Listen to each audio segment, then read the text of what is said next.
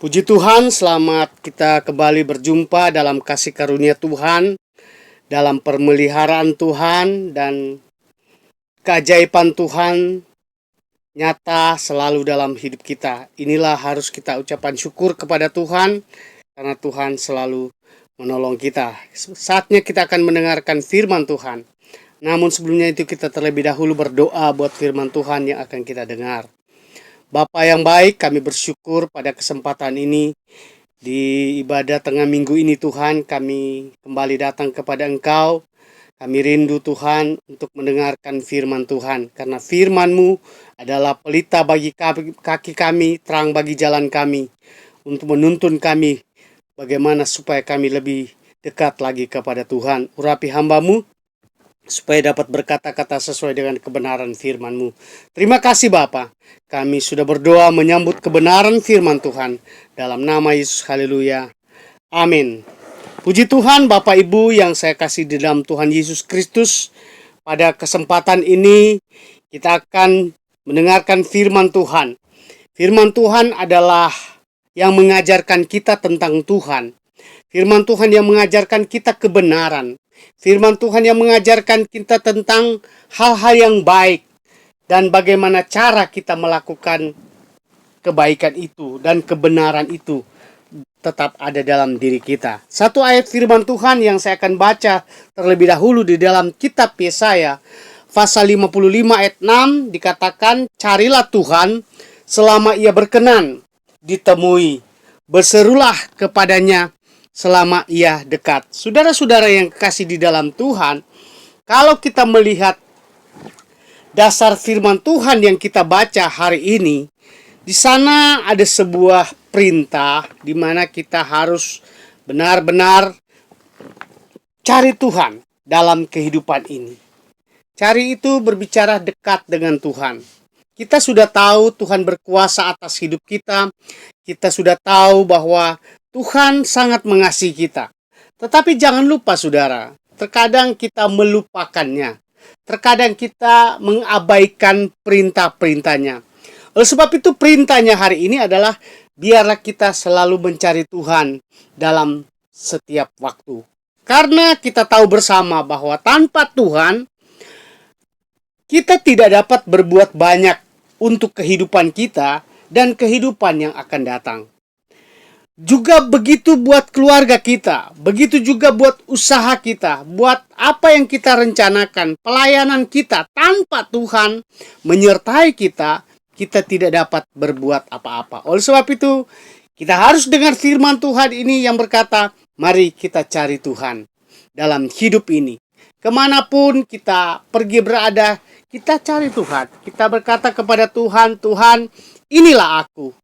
Inilah kehidupanku, kupersembahkan kepadamu. Itu orang yang percaya, mau dekat, dan mencari Tuhan di setiap saat. Saudara yang kasih di dalam Tuhan, ayat kata-kata yang kedua berbicara, berserulah kepadanya selama Ia dekat. Saudara, Tuhan mau dekat dengan orang yang berseru kepadanya. Tuhan mau dekat dengan orang yang mencari Dia. Karena kalau manusia sudah melupakan Tuhan, cuek dengan Tuhan, ya mungkin saja kita tidak akan mengalami berkat-berkat sukacita, berkat-berkat damai sejahtera. Karena apa? Allah ya memberi kesempatan kita memilih jalan kita sendiri. Saudara yang kasih dalam Tuhan, padahal di dalam setiap langkah kehidupan kita, sebetulnya ada campur tangan Tuhan yang penuh mujizat di dalam setiap langkah kehidupan kita. Sebab itu firman Tuhan perintahkan kepada kita adalah harus kita berseru, mencari dan berseru kepadanya. Karena Tuhan akan dekat, Tuhan ada serta dengan kita. Selamanya ada dekat dengan kita. Betapa indahnya kalau kita dekat dengan Tuhan. Betapa nikmatnya, betapa luar biasanya kalau Tuhan dekat dengan kita. Kalau kita juga dekat dengan Tuhan. Artinya ada hubungan baik dengan Tuhan. Ada keterikatan di dalam kasih dengan Tuhan. Ada keterikatan dengan kesungguhan kepada Tuhan. Karena ingat bahwa hanya Tuhan yang mengatur setiap perjalanan kehidupan kita. Saudara-saudara yang kasih di dalam Tuhan, Kita melihat hari-hari ini banyak orang dengan sengaja melupakan Tuhan. Bagaimana caranya? Faktornya adalah karena banyak orang mulai berpaling, ya, karena ada sesuatu. Berpaling kepada perkara-perkara di luar Tuhan. Kita ingat bersama bahwa apa yang terjadi dengan istri Lot. Kalau kita baca di dalam kitab Kejadian pasal 19 ayat 26, dikatakan begini, tetapi istri Lot yang berjalan mengikutinya menoleh ke belakang, lalu menjadi tiang garam. Saudara yang kasih di dalam Tuhan, hari-hari ini pun banyak seperti istri Lot gitu ya. Manusia mau berjuang sendiri. Manusia mau punya keinginan sendiri keluar daripada apa yang menjadi aturan Tuhan.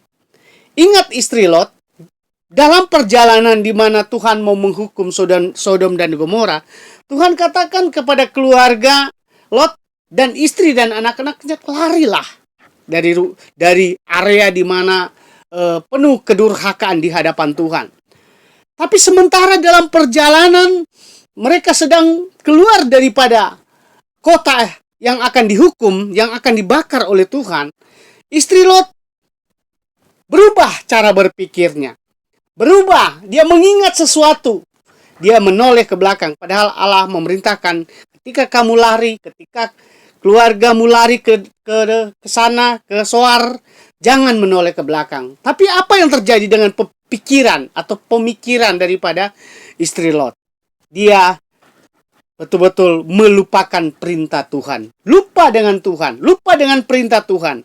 Dan akhirnya dia menoleh ke belakang dan akhirnya menjadi tiang garam. Saudara yang kasih di dalam Tuhan, banyak orang hari-hari ini melupakan Tuhan karena kekayaan, karena harta.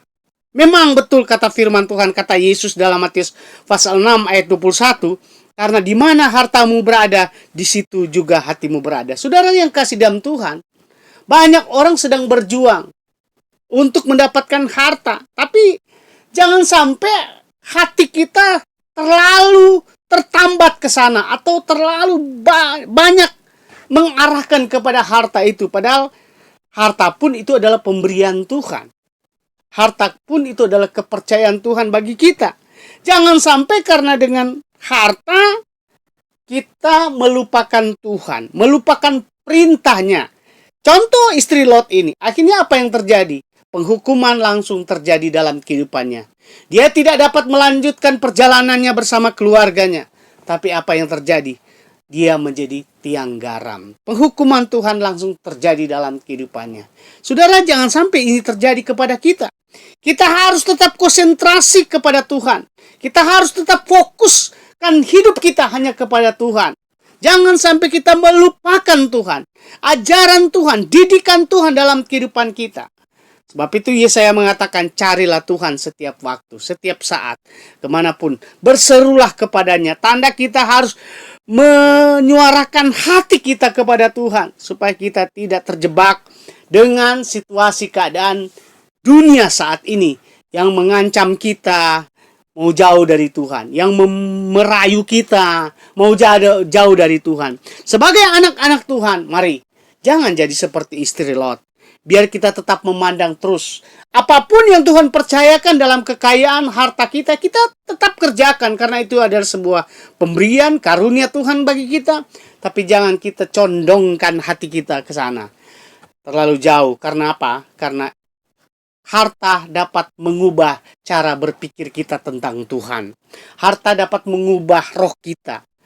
Dan akhirnya kita melupakan kebenaran Allah. Saudara yang kasih dalam Tuhan, ada gambaran yang kedua. Kita tahu bersama bahwa manusia mau melupakan Tuhan karena apa? Karena sebuah kedudukan. Ya. Di dalam Yesaya pasal 14, ya. Yesaya pasal 14 ayat 12 sampai 14 dikatakan begini. Wah, engkau sudah jatuh dari langit, hai bintang timur putra fajar. Engkau sudah dipecahkan dan jatuh ke bumi, hai yang mengalahkan bangsa-bangsa. Engkau yang tadinya berkata dalam hatimu, Aku hendak naik ke langit untuk hendak mendirikan takhtaku, mengatasi bintang-bintang Allah. Dan aku hendak duduk di atas bukit pertemuan jauh di sebelah utara. Aku hendak naik mengatasi ketinggian awan-awan, hendak menyamai yang maha tinggi. Saudara yang kasih dalam Tuhan, kita kenal kisah ini adalah berbicara tentang kesombongan daripada malaikat Tuhan. Dia menjadi sombong. Tuhan mempercayakan sebuah kedudukan yang besar dan luar biasa. Dikatakan dia adalah di mana malaikat-malaikat yang memuji Tuhan, dan dia adalah pemimpinnya. Saudara, dalam sebuah kepercayaan di dunia ini, kita mungkin diberi kesempatan oleh Tuhan memiliki kedudukan, memiliki jabatan. Saudara, biarlah jabatan itu kita tetap kerjakan dengan penuh tanggung jawab. Tapi jangan sampai kita sombong. Jangan sampai kita melupakan Tuhan. Tidak mencari lagi Tuhan. Karena kita sudah mungkin punya pangkat. Kita sudah punya kedudukan. Padahal ingat, apa yang kita miliki hari ini, harta, kedudukan, itu adalah pemberian Tuhan bagi kita semua. Saudara, jangan kita terlena, saudara. Jangan hati kita condong kepada hal-hal yang membanggakan diri sendiri. Tapi mari apa yang kita raih, apa yang kita kerjakan dan berhasil, kita kembalikan, muliakan Tuhan semua itu dengan apa yang kita raih. Pangkat, kedudukan, kita ucapan syukur kepada Tuhan karena adalah sebuah kepercayaan Tuhan. Kita boleh mendapatkan sebuah kedudukan. Karena ingat saudara, kejatuhan karena kesombongan itu adalah dimurkai.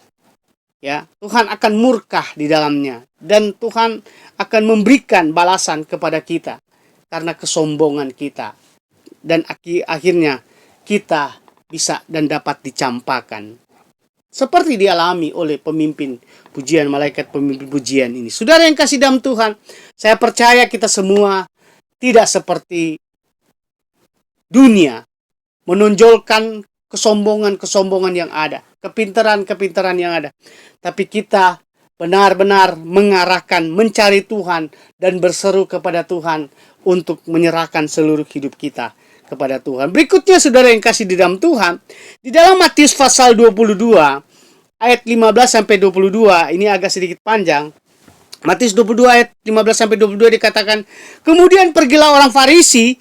Mereka berunding bagaimana mereka dapat menjerat Yesus dengan suatu pertanyaan. Mereka menyuruh murid-murid mereka bersama-sama orang-orang Herodian.